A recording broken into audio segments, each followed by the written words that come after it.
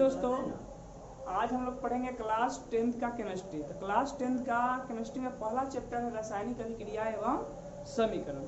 तो रासायनिक अभिक्रिया एवं समीकरण, तो रासायनिक अभिक्रिया क्या होता है? तो जब कोई पदार्थ अकेले ही या किसी अन्य पदार्थ से क्रिया करके भिन्न गुण वाले एक या एक से अधिक नए पदार्थों का निर्माण करते हैं, उसे क्या कहते हैं? रासायनिक अभिक्रिया कहते हैं। जैसे मान लीजिए कि अगर हम C+O2, मतलब C मतलब कार्बन, O2 मतलब ऑक्सीजन, तो जब हम कार्बन से ऑक्सीजन का अभिक्रिया कराते हैं, जब हम कार्बन से ऑक्सीजन के अभिक्रिया कराते हैं तो बनता है CO2, मतलब कार्बन डाइऑक्साइड बनता है। तो कार्बन प्लस ऑक्सीजन में क्या करा है? अभिक्रिया करा है, तो क्या बना? Carbon dioxide. तो ये क्या हो गया? ये रासायनिक अभिक्रिया हो गया। अच्छा, रासायनिक अभिक्रिया में अभिकारक क्या होता है और प्रतिफल क्या होता है? तो जो अभिक्रिया में जो भाग लेता है, जैसे मान लीजिए C और O2, तो कार्बन और ऑक्सीजन दोनों अभिक्रिया में भाग ले रहा है, तो जो भाग ले रहा है उसको क्या कहेंगे? अभिकारक। तो अभिक्रिया में जो भाग लेता है उसको अभिकारक कहते हैं। अभिक्रिया के दौरान जो नया पदार्थ बनता है उसको प्रतिफल कहते हैं। जैसे कि कार्बन और ऑक्सीजन जब अभिक्रिया किया तो कार्बन डाइऑक्साइड बना, तो क्या हुआ? प्रतिफल। अब प्रतिफल को ही क्या कहते हैं? उत्पाद भी कहते हैं। क्या कहते हैं? उत्पाद भी कहते हैं। प्रतिफल, अभिकारक और रासायनिक अभिक्रिया। तो जब कोई पदार्थ अकेले ही या किसी अन्य पदार्थ से क्रिया करके भिन्न गुण वाले एक या एक से अधिक नए पदार्थों का निर्माण करता है तो वह प्रक्रिया रासायनिक अभिक्रिया कहलाती है। फिर है कि अभिकारक किसे कहते हैं? तो जो पदार्थ रासायनिक अभिक्रिया में भाग लेकर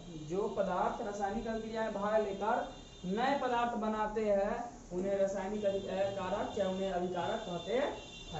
प्रतिफल, रासायनिक अभिक्रिया के फलस्वरूप बने नए पदार्थ प्रतिफल कहलाते हैं। अब देखिए यहाँ पर CaCO3 कैल्शियम कार्बोनेट। अब कैल्शियम कार्बोनेट का विखंडन होता है, ठीक है, वियोजन होता है, तो क्या बनता है? कैल्शियम ऑक्साइड और कार्बन डाइऑक्साइड। अच्छा अच्छी देखिए, यहाँ C+O2 मिलकर बना था CO2, तो यहाँ E वाला क्या हुआ था? अभिकारक हुआ था, और ये क्या हुआ था? प्रतिफल। तो यहाँ देखिए जुटा हुआ है, तो इसका मतलब यहाँ दोनों जुटा हुआ है, कैल्शियम ऑक्साइड और कार्बन डाइऑक्साइड। तो यहाँ ई ना समझ लीजिएगा कि ये अभिकारक हो गया और ये प्रतिफल हो गया। जो अभिक्रिया में भाग लेता है वही क्या कहलाता है? अभिकारक। तो यही अभिकारक इसमें भी होगा। जहाँ ई वाला अभिकारक हुआ था तो ये भी अभिकारक होगा और ई वाला क्या होगा? प्रतिफल होगा। ठीक है, अब देखेंगे कि रासायनिक समीकरण क्या होता है। तो किसी रासायनिक अभिक्रिया में भाग लेने वाले पदार्थों के संकेतों एवं सूत्रों की सहायता से उस अभिक्रिया का संक्षिप्त निरूपण रासायनिक समीकरण कहलाता है। जैसे मान लीजिए H2+O, तो क्या बनेगा? H2O। तो H2+O क्या बना? H2O। तो किसी रासायनिक अभिक्रिया, मान लीजिए अभिक्रिया है H2 से O का मतलब हाइड्रोजन से ऑक्सीजन का अभिक्रिया हो रहा है, तो किसी रासायनिक अभिक्रिया में भाग लेने वाले पदार्थ क्या है? हाइड्रोजन और ऑक्सीजन। तो संकेतों एवं सूत्रों की सहायता से, तो हाइड्रोजन का संकेत H होता है, ऑक्सीजन का क्या होता है? O होता है।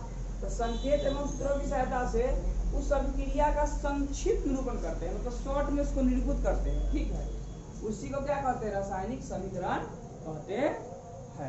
इतना बात समझ में आया? आगे देखिए, फिर कहता है कि संतुलित समीकरण और असंतुलित समीकरण। तो समीकरण को दो भाग में बांटा गया है, एगो संतुलित में, एगो असंतुलित में। तो संतुलित समीकरण किसे कहते हैं? तो जिसके दोनों साइड के, मतलब बायां और दायां साइड दोनों तरफ अगर परमाणुओं की संख्या अगर समान है तो संतुलित समीकरण होगा। अगर दोनों तरफ परमाणुओं की संख्या समान नहीं है तो वो कहलाएगा असंतुलित समीकरण। देखिए यहाँ पे परिभाषा कह रहा है कि संतुलित रासायनिक समीकरण वह है जिसमें समीकरण के दोनों ओर प्रत्येक तत्व के परमाणुओं की संख्या समान होती है, जैसा कि हम बताए थे। तो H2+Cl2, तो हाइड्रोजन और क्लोरीन, तो यहाँ हाइड्रोजन दूगो है, क्लोरीन भी दूगो है, तो यहाँ क्या बना 2HCl, तो 2 आगे है इसका मतलब H भी दूगो हो गया और Cl भी दूगो हो गया। तो यहाँ भी हाइड्रोजन दूगो है, यहाँ भी हाइड्रोजन दूगो, यहाँ भी क्लोरीन दूगो, यहाँ भी क्लोरीन दूगो, तो दोनों तरफ क्या हो गया, बराबर हो गया। इसका मतलब क्या है, ये संतुलित समीकरण है। अगर यही बराबर नहीं होता तो क्या होता, असंतुलित समीकरण होता है। इस देख लीजिए, असंतुलित समीकरण वो है जिसमें समीकरण के दोनों ओर तत्वों के परमाणु की संख्या समान नहीं होती है। जैसे H2 + O2, यहाँ हो रहा है H2O, H2 + O2 क्या हो रहा है, H2O। तो यहाँ हाइड्रोजन दूगो है, यहाँ भी हाइड्रोजन दूगो है, ऑक्सीजन यहाँ दूगो है, लेकिन यहाँ ऑक्सीजन एगो है। इसका मतलब ये बराबर नहीं है। तो दोनों तरफ अगर परमाणुओं की संख्या अगर बराबर होगा तो संतुलित कहलाएगा, और नहीं तो क्या कहलाएगा, असंतुलित कहलाएगा। तो आज के लिए इतना ही रहने देते हैं। कल आपको हम सिखाएंगे संतुलित करना कि कैसे समीकरण को संतुलित किया जाता है।